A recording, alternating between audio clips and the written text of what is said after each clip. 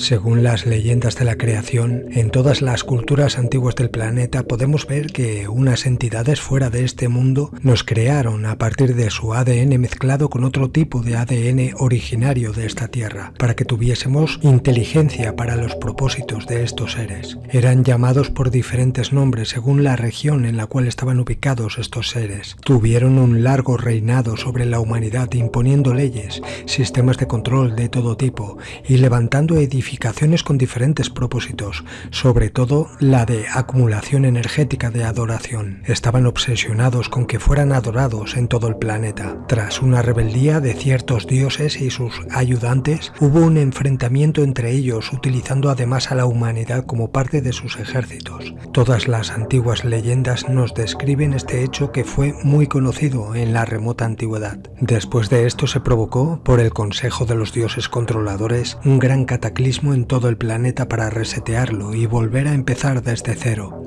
A este cataclismo se le conoce como el Gran Diluvio, pero antes de este cataclismo hubieron otros más pequeños y por regiones del planeta. Tras este diluvio y cataclismos volvieron a salir a la superficie los refugiados antediluvianos de sus bases subterráneas, que se han encontrado en esta era distribuidas por todo el mundo. Algunos de estos supervivientes eran dioses que ayudaron a los humanos a escapar de los ataques de los controladores. Otros eran hijos de estos seres, fruto de la unión de los dioses y humanos. Estos híbridos eran más fuertes y longevos que los seres humanos corrientes. Existen registros históricos de estos hijos de los dioses, pero sus historias se han ocultado y las que conocemos hoy en día han sido disfrazadas de leyendas.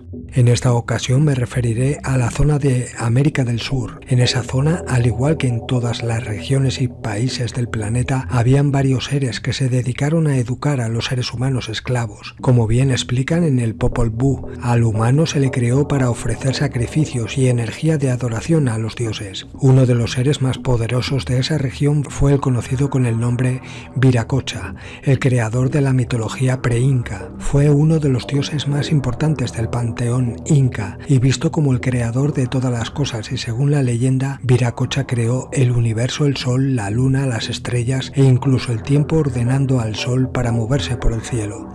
Se dice que incluso Viracocha creó a la civilización misma. Viracocha fue adorado como el dios del sol y de las tormentas. A lo que se refieren los antiguos como creador del todo es que en cada región había un laboratorio o grupo de laboratorios con genetistas y otros seres con diferentes rangos y trabajos que se encargaban de la supervisión de las cepas de humanos, animales y de plantas.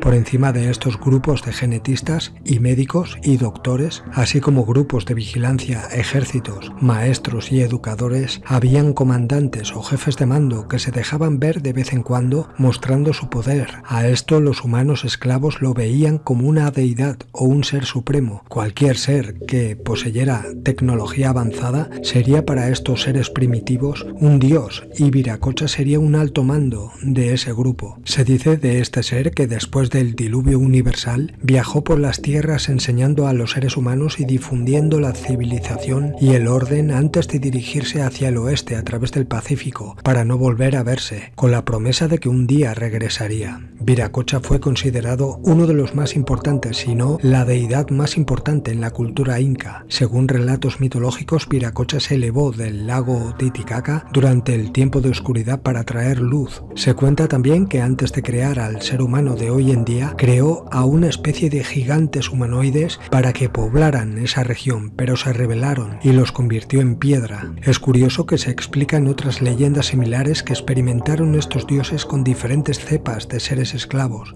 que no acababan de salir bien, no les obedecían, eran rebeldes, y que tuvieron que destruirlos o atraparlos y seguir con sus experimentos hasta crear al humano actual. Esto se explicaría por ser la primera vez que llegaban a un planeta como este. Seguramente en cada planeta al cual llegan van probando y experimentando con las las especies originarias del lugar, hasta dar con la hibridación correcta para su educación y adiestramiento. Pero siguiendo con Viracocha, cuando hablamos de Viracocha hablamos de Tiahuanaco y Pumapunku. En 1549, Pedro Cieza de León, un conquistador español, buscaba el imperio inca cuando él y su ejército encontraron las ruinas de Tiahuanaco, ubicadas a un cuarto de milla al noreste de Pumapunku. Los arqueólogos principales creen que Tiahuanaco fue una vez la capital de una civilización que tenía más de 40.000 habitantes en su apogeo y que fue uno de los antecedentes más importantes del imperio inca. Al igual que los mayas y los aztecas abandonaron sus asentamientos. Tiahuanaco fue abandonado misteriosamente alrededor del año 1100. Es una verdadera obra maestra de la construcción antigua. No solo tenía templos y plazas increíblemente bien diseñadas, la ciudad tenía rasgos importantes en el desarrollo político, agricultura y varias industrias en la región, convirtiéndola en una de las culturas más avanzadas en la antigüedad. Las leyendas antiguas dicen que Tiahuanaco fue construido como un centro religioso para celebrar la llegada de los dioses del cielo en Pumapunku. Durante las excavaciones en los años 60 se descubrió un templo en Tiahuanaco. En este templo desenterrado se encontraron varias características extrañas en las paredes. Las más interesantes son los tallados de varias caras que, según algunos investigadores, representan a todas las razas de la humanidad, que van desde cabezas con cráneos alargados, caras que tienen labios gruesos, turbantes y muchos otros ejemplos de diferentes especies. La pregunta es, ¿por qué los antiguos constructores tallarían estas extrañas e inusuales estatuas en uno de sus templos más importantes? Estas características no tienen nada que ver con los seres humanos que habitaban la zona de Bolivia y que representan casi todas las formas de las cabezas o rostros humanos y de otras entidades en el planeta. Una de las características más prominentes en Tiahuanaco es la estatua que se encuentra en el centro del templo, una estatua que representa al dios Viracocha, que es particularmente extraña. Viracocha se representa con barba y bigote, algo muy inusual porque los indios americanos no tenían esas barbas y bigotes largos. Todavía más extraño, la representación de Viracocha, que es muy parecida a los dioses antiguos de la antigua Sumeria, los Anunnaki. ¿Por qué los diseñadores de esta estatua representan a su dios más importante con características diferentes a las suyas? Pues porque esa especie alienígena, los Anunnaki, diseñadores de especies para la población de planetas, granja prisión, eran humanoides similares a nosotros, pero habían varias especies de dioses o de entidades trabajando conjuntamente y que seguramente pusieron su genética en especies como por ejemplo los animales. Si nos fijamos en las esculturas o pinturas de estos dioses de la antigüedad, podemos darnos cuenta de que los humanos de aquella época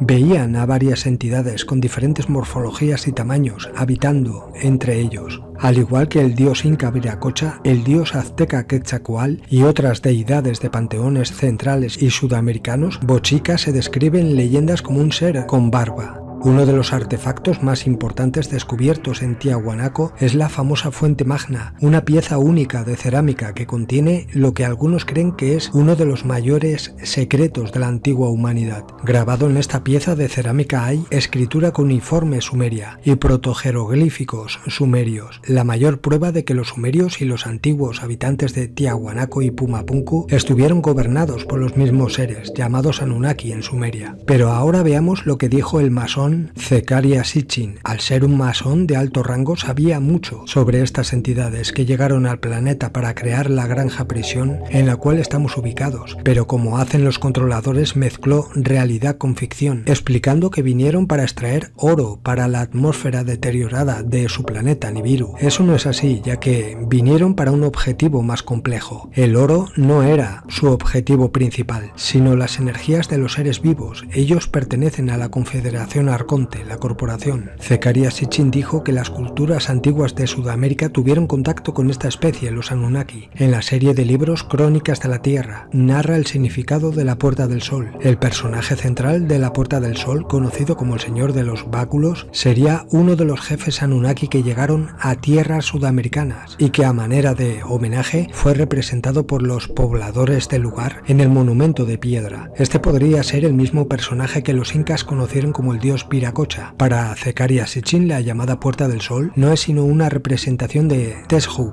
personaje legendario de la mitología hitita, que según Zecharia Sitchin fue un alienígena Anunnaki que se convirtió en el dios principal de este pueblo de navegantes de Asia Menor. El cronista español Pedro Cieza de León fue el primero en observar los extraordinarios monumentos en la región y dijo lo siguiente: piedras de tan enorme tamaño que causa admiración pensar en ellas y reflexionar qué fuerza humana pudo moverlas hasta el lugar en donde las vemos siendo tan grandes. No alcanzo a comprender con qué instrumentos o herramientas se puede haber hecho, pues es bien cierto que, para que estas grandes piedras se pudieran llevar a la perfección y dejarlas como las vemos, las herramientas tuvieron que ser mucho mejores que las que utilizan ahora los indios. Cieza de León da fe del nivel tecnológico de quienes construyeron los monumentos de Tiahuanaco, pero el soldado cronista no se refiere a la Puerta del Sol ni nos entrega detalles sobre quién podría haber sido representado en la misma. En otro momento de su crónica, Cieza de León hace referencia a la tradición que indica que los monumentos de piedra de Tiahuanaco fueron construidos en honor al dios Viracocha. Otra posible referencia al creador de la Puerta del Sol nos la presenta al cronista Pedro Sarmiento de Gamboa. E hiciesen en Tiahuanaco los edificios cuyas ruinas ahora se ven, para morada de Viracocha, su hacedor. Es decir, según la tradición inca que recogió Sarmiento de Gamboa, el creador de esos monumentos que incluían la Puerta del Sol era Viracocha. La única explicación que se nos ocurre para que se haya bautizado al monumento lítico como la Puerta del Sol es que cuando los incas conquistaron la región de Tiahuanaco, impusieron su dios, el Sol, a los habitantes de Tiahuanaco sin eliminar el culto a los dioses locales. El antiguo monumento que representaba al dios Viracocha, construido por los habitantes de Tiahuanaco, se dedicó en época de los incas al dios Sol y luego poco a poco fue pasando a la historia como la Puerta del Sol. Esta tradición, que ha llegado hasta nuestra época como una verdad histórica, parece haber perdurado en el tiempo sin haber sido recogida por los cronistas españoles. Como vemos, desde su descubrimiento, la Puerta del Sol fue motivo de polémica y lleva un nombre que no representa la verdad sobre sus orígenes. Después de haber visto que el personaje central de la puerta no es el Sol, sino el dios Viracocha, podemos explorar la hipótesis de Zecharia Sitchin. Como expliqué anteriormente, Sitchin sostiene que la enigmática figura del Señor de los Báculos de la Puerta del Sol es un Anunnaki que fue conocido por los hititas con el nombre Teshub. El dios Viracocha, representado en la piedra de Tiahuanaco, lleva en cada mano una especie de báculo. Yo creo que estos báculos que sujetan en cada mano estos seres forman parte de alguna tecnología de teletransportación, de apertura de portales interdimensionales, ya que siempre que los dibujaban de esta manera había una puerta cerca de estos seres. También creo que Viracocha no es el dios Teshub, sino que en cada región o país había una entidad suprema o comandante de zonas similares físicamente y seguramente utilizaban la misma tecnología que coincide en diferentes puntos del planeta porque la veían de esa forma los antiguos humanos que las dibujaron, como también los misteriosos bolsos, por ejemplo, las piñas, etc.